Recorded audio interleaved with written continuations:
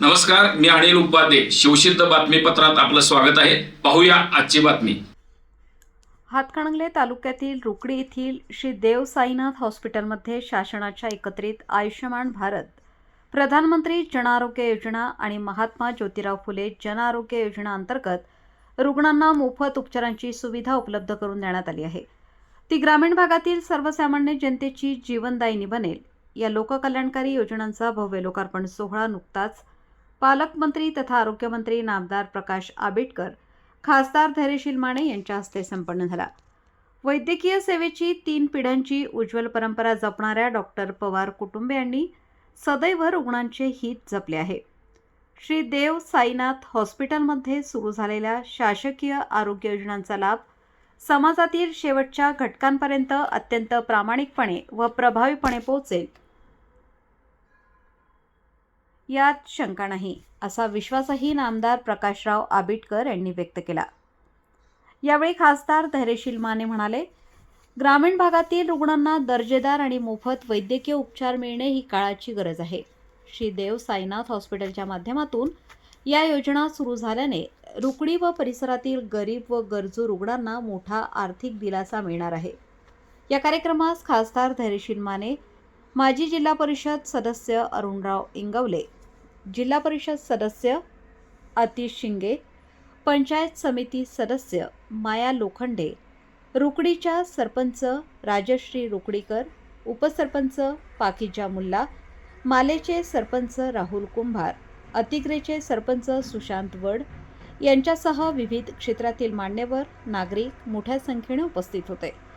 यावेळी डॉक्टर प्रसन्न पवार यांनी आपल्या प्रास्ताविकात हॉस्पिटलची परंपरा, रुग्णांसाठी उपलब्ध असलेल्या वैद्यकीय सुविधा आणि आगामी काळात राबवल्या जाणाऱ्या योजनांची माहिती दिली.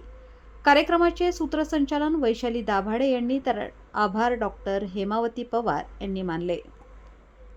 पवार साहेबांच्या महात्मा फुले आरोग्य योजना आयुष्यमान भारत या योजनेच्या शुभारंभाच्या निमित्ताने व्यासपीठावर आपल्या गावचे सुपुत्र, जिल्ह्याच्या नेते आणि संसदेमध्ये ज्यांचा आवाज आपल्या सगळ्यांना अभिमान वाटला अशा पद्धतीने खणखणतो आपला सर्वांचे आदरणीय जयशील दादा, आपल्या विभागाचे आमदार आणि आपल्या सगळ्यांचे लाडके आदरणीय अशोकरावजी माने बापू यांची उपस्थिती आताच या ठिकाणी झाली.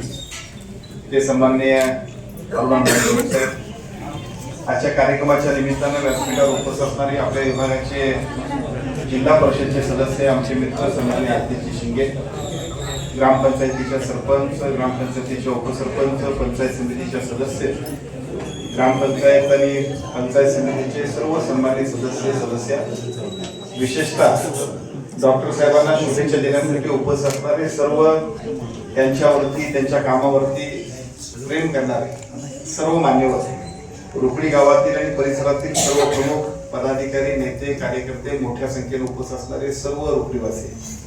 खरं तर 8 वाजताची वेळ आहे आणि आपण कार्यक्रम घ्यायला. मला असं वाटतंय मी पहिल्यांदा आमच्या आदरणीय खासदार साहेबांची बाजूला घेत, कारण सगळ्यांनाच माझ्यामुळे म्हणजे संयोजकांना तर झाला, पण तुम्हाला झाला, पलीकडे अशोकरावजी माने बापूंना झाला, अरुणांना सुद्धा आता धावपळ झाली, आतिशराव आपल्या सगळ्यांना झाला. बरेच दिवसांपूर्वी डॉक्टर साहेबांकडे जायचं आहे अशा पद्धतीची आमचे संजय आंबेडकरांनी मला सांगितले की जरा जाता 2 मिनिटं आपल्याला पाहुण्यांच्याकडे जायचं आहे. मी म्हटलं ज्यावेळी सांगलीत कार्यक्रम असेल त्यावेळी आपण जाऊया, पण सांगलीतला कार्यक्रम इतक्या कमी कालावधीमध्ये होता की त्यामुळे मी म्हटलं 5 मिनिटं आपण चहा घेऊन जाऊ. तर ते 5 मिनिटं चहा घेऊन जातो म्हटलं तर ते म्हटले की एक फॉर्मल उद्घाटन करायचं आहे, ते उद्घाटन आपण करून जाऊया. मी म्हटलं वेळ नको लावायला, आपण पाहुण्यांच्यात जायचं तर चहा घेऊन जाऊ. तर ते म्हटले सगळ्यांनाच बोलणार आहे. मी म्हटलं ते कसं शक्य आहे, दादा कसे येणार, बापू कसे येणार? ते म्हटलं नाही, त्यांनी त्यांना निमंत्रण दिले. आणि मला आश्चर्य वाटतंय, पण आश्चर्यापेक्षा सुद्धा मला असं वाटतं की आनंदी वाटतं की तुमची या पद्धतीने सेवा आहे, तुमच्याविषयी जो काही आदर आहे. त्यामुळे आदरणीय खासदार साहेबांना मी फोन केला तर माझ्यापेक्षा ते म्हटले की अहो ते आमचे फॅमिली मेंबर्स आहेत आणि त्यांचं काम खूप चांगलं आहे, त्यामुळे आपल्याला यायचंच आहे, पण तुम्ही येणार आहे का 8 वाजता? अशोकराव माने बापूंचा मलाच फोन आला, तुम्ही करेक्ट टाइमवर येणार आहे का? आणि स्वतः लेट आले. म्हणजे याचा अर्थ असा आहे की त्यांच्याविषयी असणारं काम, त्यांच्याविषयी असणारं प्रेम हे किती चांगल्या पद्धतीचं आहे हे मला असं वाटतं की या कार्यक्रमाच्या निमित्तानं उपस्थित असणाऱ्या सर्व मान्यवरांच्या उपस्थितीमध्ये दिसतंय. मी डॉक्टर साहेबांना खूप खूप शुभेच्छा देतो. तुमच्या माध्यमातून या परिसरातील सर्व माणसांची सेवा खूप चांगल्या पद्धतीने व्हावी अशी अपेक्षा व्यक्त करतो. आदरणीय यापूर्वी सुद्धा 20 वर्षांपूर्वी आम्हा सर्वांच्याच मार्गदर्शक आदरणीय माजी खासदार वैदिक साहेबांच्या शुभास्ते आपले सर्व या कामाची सुरुवात आपण केली होती आणि आता त्यांचेच चिरंजीव आदरणीय खासदार साहेबांच्या आणि आम्हा सगळ्यांच्या उपस्थितीमध्ये नवीन योजनेचा शुभारंभ केला आहे. मला असं वाटतं की या क्षेत्रामध्ये काम करत असताना वैद्यकीय क्षेत्रामध्ये भविष्य काळामध्ये खूप मोठी स्पर्धा येणार आहे आणि या स्पर्धेमध्ये सुद्धा जे क्वालिटीचे असतील ते टिकणार आहे. विश्वासार्हता प्रत्येक क्षेत्रात पाहिजे, तशी या क्षेत्रामध्ये सुद्धा ज्यांची विश्वासार्हता असेल त्याच लोकांना भविष्य काळामध्ये भविष्य आहे. मला असं वाटतं की त्यामुळे पवार फॅमिलीला याच्यामध्ये खूप चांगलं भविष्य मिळेल अशा पद्धतीचं काम आपण सगळेजण करताय. कारण आता जर चित्र बघितलं तर महाराष्ट्रात आणि देशामध्ये ज्या पद्धतीने एकूण मेडिकल कॉलेजची संख्या होती त्यामुळे पूर्वीच्या काळामध्ये डॉक्टर्सना मिळत नव्हते, परंतु आता आम्ही 1400 डॉक्टरसाठी जाहिरात दिली तर 10,000च्या आसपास डॉक्टर आहेत. अनेक लोकांचे वशिले येतात की आम्हाला तुम्ही संधी द्या. PMA ची संख्या तर त्याच्यापेक्षा आहे, डेंटलची संख्या तर त्याच्यापेक्षा आहे. हे आजचं चित्र आहे. दरवर्षी याच्यामध्ये संख्या प्रचंड वाढणार आहे आणि अशा सगळ्या वाढणाऱ्या एकूण परिस्थितीमध्ये भविष्य काळामध्ये सुद्धा जे डॉक्टर्स चांगले असतील, जे डॉक्टरांचं प्रॅक्टिस किंवा त्यांच्याविषयी विश्वासार्हता असेल तर निश्चितपणे त्यांचं काम खूप लोकांना अपेक्षित असणार आहे. त्या सगळ्याला पात्र ठरावं अशा पद्धतीचं आपलं काम आहे. मनापासून आपल्या सगळ्या कामाला शुभेच्छा देतो.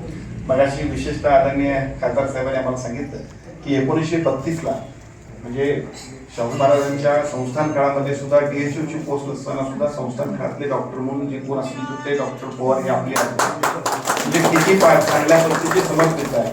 पलीकडच्या बाजूला आमच्याकडे बसलेले आपले पिताजी 1974ला त्यांनी प्रॅक्टिस सुरू केली. आमचा जन्म 1974चा आणि मला असं वाटतं की त्यांच्यापासून तुमच्यापर्यंत तुमची सुद्धा मुलं अगदी म्हणजे फर्स्ट क्लास होऊन नीटच्या परीक्षेमध्ये अतिशय चांगल्या पद्धतीनं आपण त्याच ठिकाणी जाताय. त्याचा अर्थ असा आणि नीटची परीक्षा व्यवस्थित होईल. याचा अर्थ असा आहे की खूप चांगल्या पद्धतीची गुणवत्ता आणि समर्पितता आहे, या सगळ्याचाच परिणाम आहे. आजच्या कार्यक्रमाच्या निमित्ताने मी मनापासून पुन्हा आपल्या सगळ्या कामाला शुभेच्छा देतो. भविष्य काळामध्ये सुद्धा या योजनेचं मध्ये असणारे काही दोष त्या सगळ्या आम्ही दुरुस्त करतोय.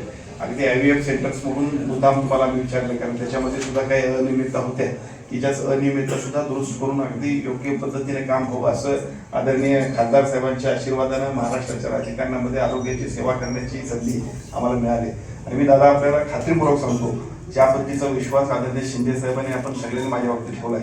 महाराष्ट्रातले सगळे डॉक्टर्स, महाराष्ट्रातल्या आरोग्य क्षेत्रातले सगळे कर्मचारी आणि महाराष्ट्रातल्या सामान्य नागरिकाला सेवा मिळण्यासाठीची समर्पितता ज्या पद्धतीने आपण सगळेजण करतोय त्यामुळे विश्वासार्हता सार्वजनिक आरोग्य विभागावरची अतिशय चांगल्या पद्धतीने झपाट्याने वाढते असं मला हरकत नाही. एवढं चांगलं काम आम्ही सगळेच करतो. योजनेचे जे काही चांगल्या पद्धतीचे जे एकूण सगळे त्याला दर वाढवण्याचा विषय असेल, PSIC मध्ये सुद्धा खूप चांगले आता CGHS चे दर वाढवले त्यामुळे ते सुद्धा आपल्याला परवडणार आहे आणि आपल्याकडे इंडस्ट्रियल झोन आहे त्यामुळे ते सुद्धा फायद्याचं आहे. या सगळ्या गोष्टींचा लोकांना अधिकाधिक उपयोग करून द्यावा अशा पद्धतीची विनंती करतो. भविष्य काळामध्ये जे डॉक्टर्स चांगल्या पद्धतीने काम करतील त्यांच्या पाठीमागे लोक येणार आहेत. आताची परिस्थिती अशी आहे की एका बाजूला व्यवसाय म्हणून बघणारे लोक सुद्धा प्रचंड आहे, परंतु व्यवसायापेक्षा सुद्धा फॅमिली डॉक्टर ही जी पूर्वीची कन्सेप्ट होती मला असं वाटतं भविष्यात सुद्धा तीच आपण सगळ्यांना अपेक्षित आहे. ते सगळं रूप तुमच्या सगळ्या या आजच्या हॉस्पिटलच्या कामामध्ये दिसतंय.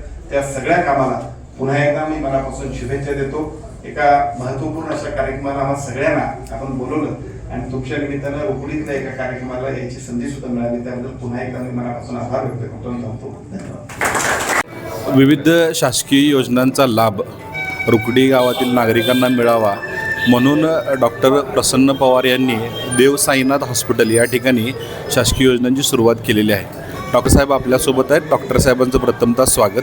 डॉक्टर साहेब, कोणकोणत्या आजारासंदर्भात या ठिकाणी आपण उपचार करता किंवा या योजनेमध्ये कोणकोणते आजार बसतात? नमस्ते.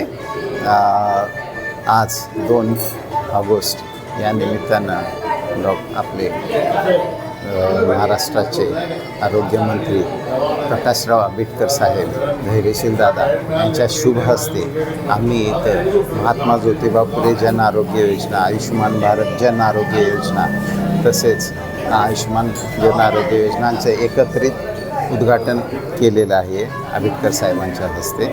या योजनेमध्ये आम्ही आता पहिल्यांदा 18 वर्षाखालील सर्व मुलांचे सर्व आजार घेतलेले आहेत. याच्यामध्ये अतिदक्षता विभाग, त्याला PICU म्हणतात, तो आहे. नवजात शिशु अतिदक्षता विभाग, नवजात बालकांचे आजार, हे सगळे आहेत. ह्या सगळ्या सुविधा रुकडीसारख्या ठिकाणी चालू करणं हे खूप मोठं कठीण परिश्रमाचं काम होतं. तरी देखील आम्ही तो टप्पा पार करून आम्ही इथं उतरलेलो आहोत आणि लोकांनी इथल्या सगळ्या सोयींचे फायदा घ्यावा ही माझी सर्व लोकांना विनंती आहे. धन्यवाद डॉक्टर साहेब.